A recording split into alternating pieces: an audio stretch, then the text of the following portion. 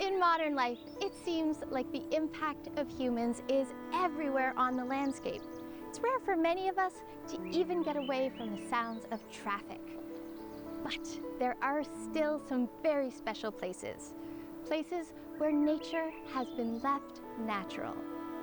In this series, we will take you into some of these very special places and help you reconnect with nature and fall back in love with the wild.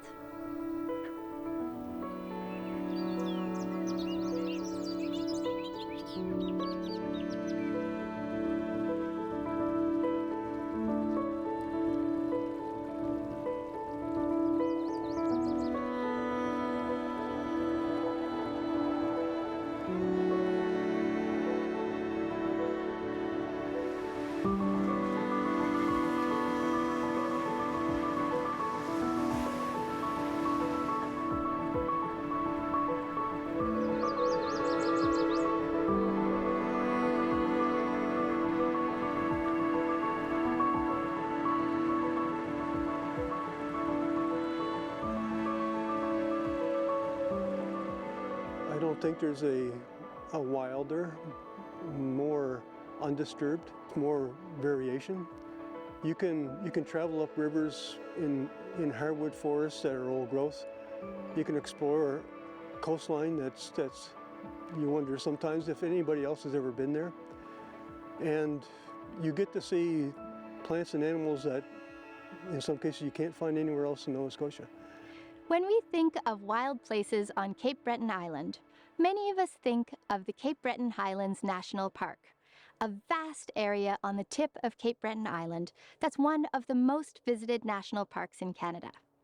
What most people don't know is that in 1999, the provincial government protected an adjacent coastal wilderness area right next to the park called the Polletts Cove-Aspy Fault Wilderness Area. And that wild place is perhaps even more spectacular than the national park.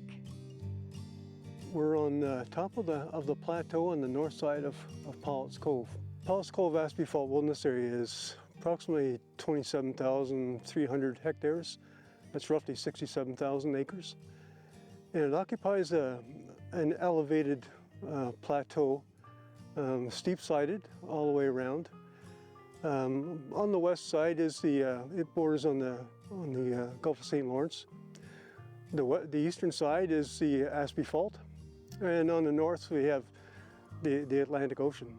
And the combination of elevation and proximity to the coast really has resulted in a very unique local climate, and that in turn has resulted in a rich diversity of ecosystems.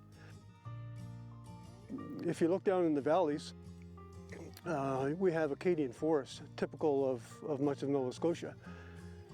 But you can see there's a transition from the Acadian forest down in the valleys to a boreal forest up on top.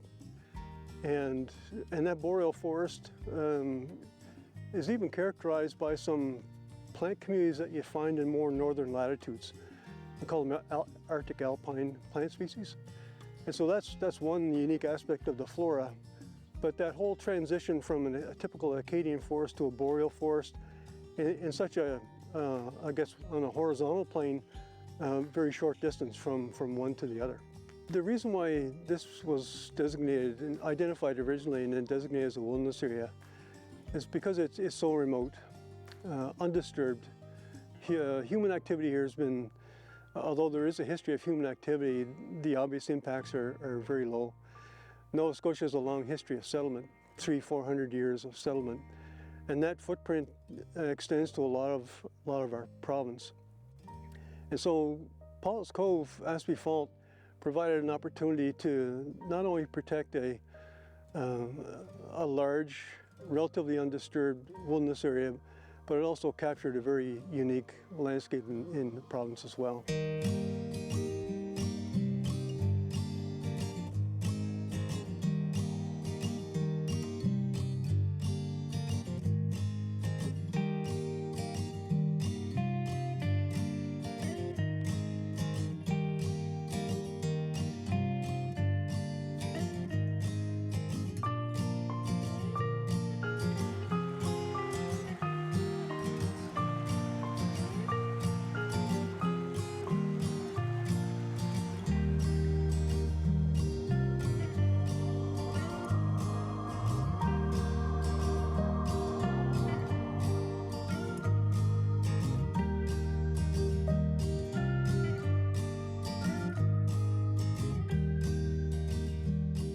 Cove-Aspy Fault is a very unique geological feature in the northern part of Cape Breton.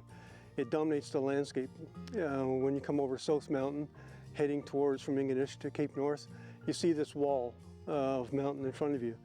And it's a geological fault where you had two different rock plates come together. And the pressure between the two plates resulted in the plate, one plate being lifted and the other left at a low level. And so along the fault line, you go from basically from sea level to up to 450 meters, and very dramatic, very steep-sided. This wilderness is relatively untouched and truly wild. It still has incredibly rich biodiversity. Many rare plant and animal species that are no longer found elsewhere in Nova Scotia still thrive here. One interesting species of note is moose. Anecdotal information tells us that there has been moose here for a long time. And then for some reason that really we don't understand, moose had disappeared from Cape Breton. And back in 1947-48, Parks Canada introduced 18 moose from Alberta into the park. And those moose, the population slowly increased. But then in the late 60s, 70s, we had an outbreak of spruce budworm. And the budworm killed the overstory. And that resulted in a dramatic flush of regeneration. Of course, that was prime browsing habitat for moose, and the population just exploded. And with that high population level and the overbrowsing that occurred on that vegetation, the moose basically transformed this plateau from a boreal forest to more of an open alpine forest, something that you see out west in the foothills of the Rockies. And so moose have probably had the most dramatic effect on this wilderness area. When people ask me why I work in protected areas, I think what you see around you right now is part of that reason. I actually get paid to explore, to manage areas like this. The other thing I find rewarding is that areas like this in Nova Scotia are disappearing. And to be able to protect these areas, to encourage a stewardship mentality in our public, and to have these preserved, not only for the plant and animal communities they support, but also for the benefit of Nova Scotians and future generations. I find that tremendously fulfilling.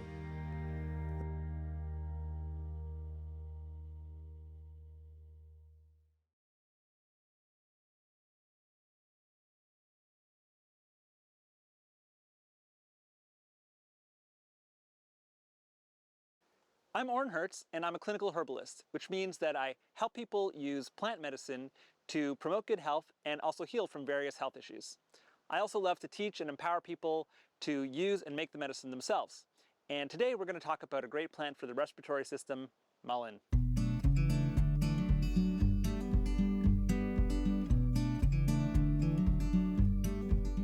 So here we have beautiful mullein in flower. Now, this is not what mullein would look like in its first year of growth. This is the second year of growth. Mullein is a biennial plant. And so in the first year, the leaves just grow around a basal rosette, which means the leaves grow in a circle around the center and they stay at the ground level. One of the ways to recognize it when it's young is by the leaves, which are just really soft and fuzzy in texture.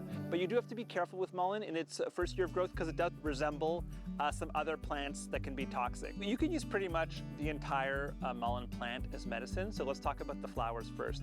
The most well-known use, and what I use the flowers for, is to make an ear oil. So basically you would harvest the flowers and soak them in oil. I use olive oil for a number of weeks, and you make what's called the mullein flower oil. Now these flowers only bloom for a day before falling down, so you have to find enough where you could harvest the flowers and the buds of the fresh flowers to make the mullein oil. And this becomes an ear oil that you can just drop a few drops in the ear for any time you have an earache. It's really great for kids for earaches. Very, very soothing to the ear canal. The leaves here are a great restorative medicine for the lungs. So mullein is an expectorant, which means that it helps us to expectorate mucus, to get up mucus out of the lungs, which helps to facilitate our natural coughing process. It's also antispasmodic, so it helps to reduce spasm in the case of like dry, hacking coughs, and it's anti-inflammatory, so it reduces the inflammation that happens in the lungs when it comes to any kind of chronic lung issue. I'll often use it also for people that are convalescing from a respiratory infection of some kind. Once the infection is over and they're getting better, you could just drink mullein leaf tea just to help the lungs recover and heal.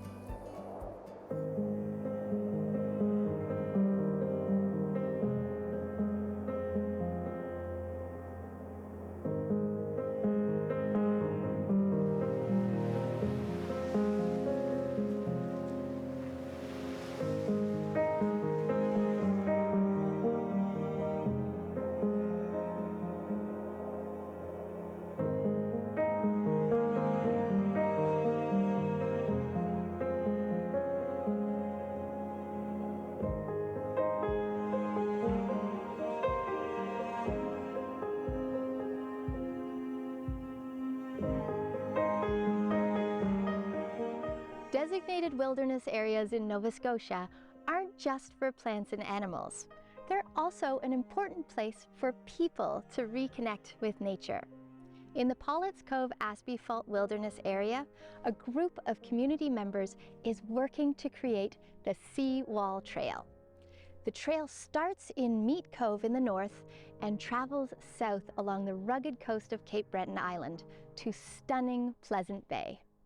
The trail is going to be approximately 70 kilometers long, starting in Meat Cove and traveling all the way across through to Pleasant Bay. There'll be multiple huts along the way for overnight stays, and you'll be able to see the whole coastline as you travel. The whole idea came approximately 10 years ago, and it's been a slow process. There's so many different levels of government that are involved. There's so many different landowners that are involved. So hopefully, if things go well, within the next 2 years, we'll be able to break ground and start developing the trail. A lot of work needs to be done. Mainly the trail cutting is the primary thing, right? We need to establish a foot trail from Meat Cove all the way into Pleasant Bay, and then the clearing of the land for the huts. Obviously, to go along with that, we need to train individuals on how to use chainsaws, bush removing equipment. So it's a fairly labor-intensive and big project. The Seawall Trail is one of only a few multi-day hiking trails in Nova Scotia, and it passes through some of the most remote and breathtaking wilderness in the province. If you go down to the coastline, you'll see eagles, you'll see seals, you'll see whales from the shore. Inland, you'll see moose, deer, you'll see black bears, fox, coyote. There's a whole slew of wildlife ranging from woodpeckers to owl. We do have a few highland cattle that are around here, and we do have horses here as well.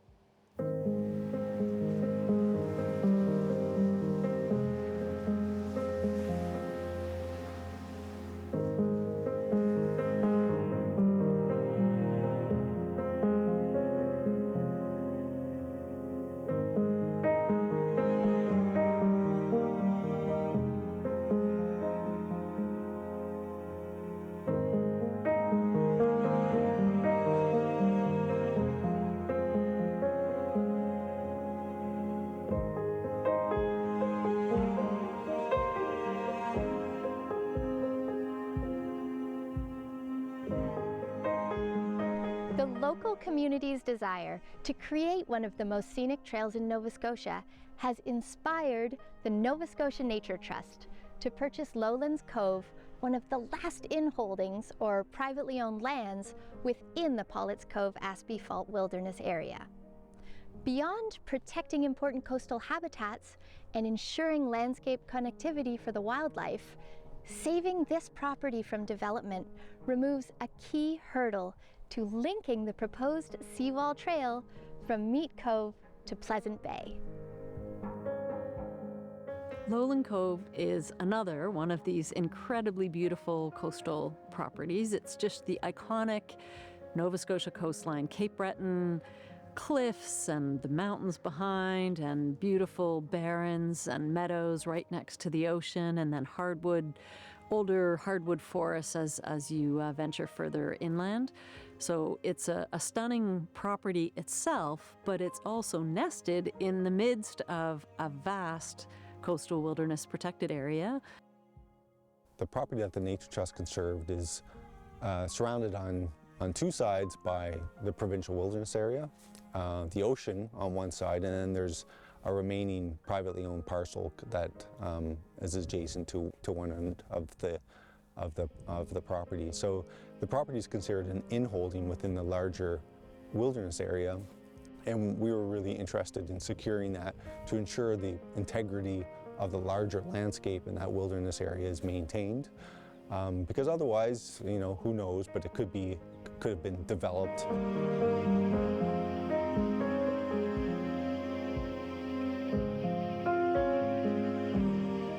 A lot of people are really excited about this.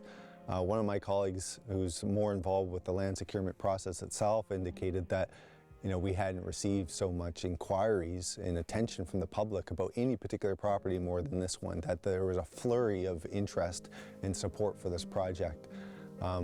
Even though it's in a relatively remote area of the province, and I'm not sure how often it's frequented, obviously by intrepid hikers and kayakers and whatnot. This is a really sacred place, but it is not easy to get to. One of the most interesting aspects of Lowlands Cove in particular is the human history of the area. Although it's very remote and extremely rugged, there's actually a rich history of human settlement. That is up next.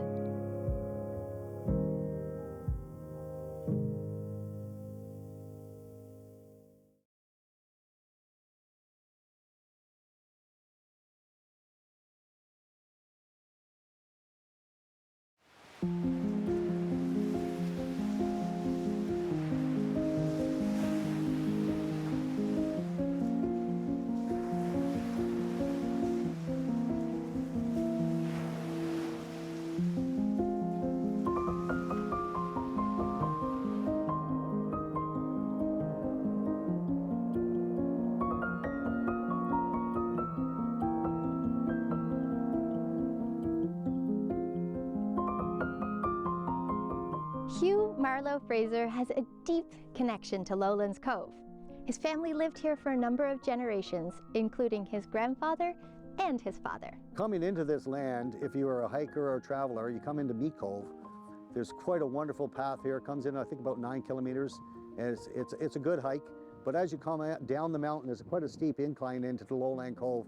It rolls out to a rugged coastline, big round boulders on the beach, crashing waves as we have today.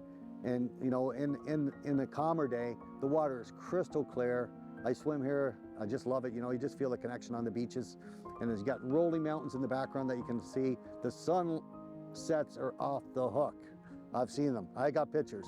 You know, so that perspective is, you know, from coming up through the actual, the distance you travel from Meat Cove to get here is considerable. To realize how far people were here, isolated, living here in the community, and you get to respect that. From the ocean line, coming in from Bay St. Lawrence and Meat Cove, it's a part of Cape Breton Island that's pristine, because Highland Park ends and you have this place called Cape North, and comes off the end of the Appalachian Mountains in Meat Cove and Bay St. Lawrence. When you come up here along both the land coastline, the sloping mountains and the rock formations and the beautiful beach, it's just coming up by a boat, it is spectacular.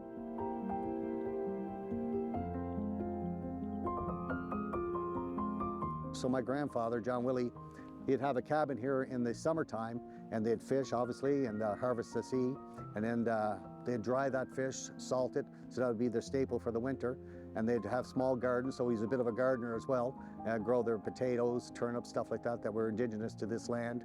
And then they had larger, my grandfather's father had a place in the Backlands, it's called, which is on our way down here, we passed it, and they'd go there for the winter, and then they'd trap all winter long. They had trap lines, so it'd be like whatever was around here to trap, and that's how they lived, basically. And they gathered their staples probably twice a year. My father told me stories where they would, in the wintertime, a lot of pack ice used to come in, and they'd go take a horse and a sled, and they'd walk the horse and sled out to Sugarloaf and get their staples, their flour, their corn syrup, stuff like that, and bring it back. And in the summertime, of course, they'd go by land.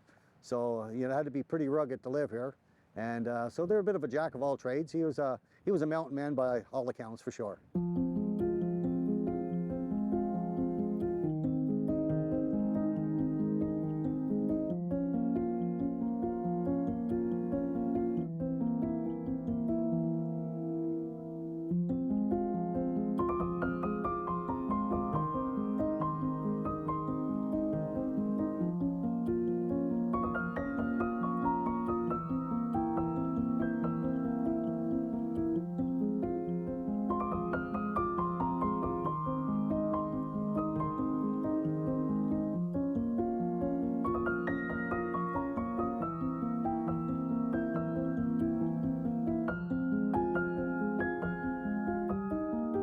Up through till about the 1930s, 1940s, once the First World War, and a lot of the men left here in the war, came back. They're a little more worldly, moved on to different areas. And then the Second World War, the younger generation, my father, and Dad was a little underage, but him and his brothers all went into the Second World War. They came back, and then they're in their teens or whatever, and start moving on and chasing girls, whatever, and getting married and having their own lives. So in the course of probably the early 1900s through to about 1930s, there were about 30 people here, families, all generally related to, my grandfather was here, his father, my father, other people were here. There was McKinnons and different clans as they were, mostly Scottish heritage. And, they just lived here, and there was a lighthouse and a schoolhouse in Cape St. Lawrence, which is on the way to Meat Cove, and that was part of where they went to school. He just loved it here. I mean, literally, and I'm not even joking with you, you offer my dad $1 million or come to the Lowland Cove, he'd come to the Lowland Cove. And my wife and my kids and family, we've been up here tons of times and just had a big, family reunion, so to speak, in the wilderness here, and just filled my dad's heart like you would not believe. He just loved it, right?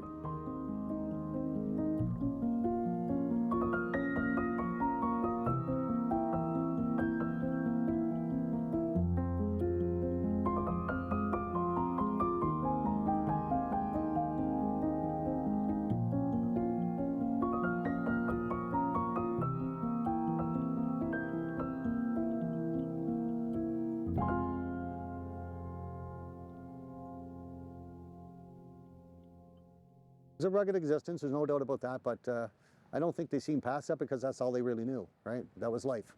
It's in my heart as it is right now. It's pretty well the same way it's always been for me, and I'm 58 now. So I like it just the way it is, to be honest with you, right? And I mean, it's natural, it's pristine, I think right now it's protected, so to speak. So, I don't know if it's privately owned or not, or parts of it. It's a part of trust.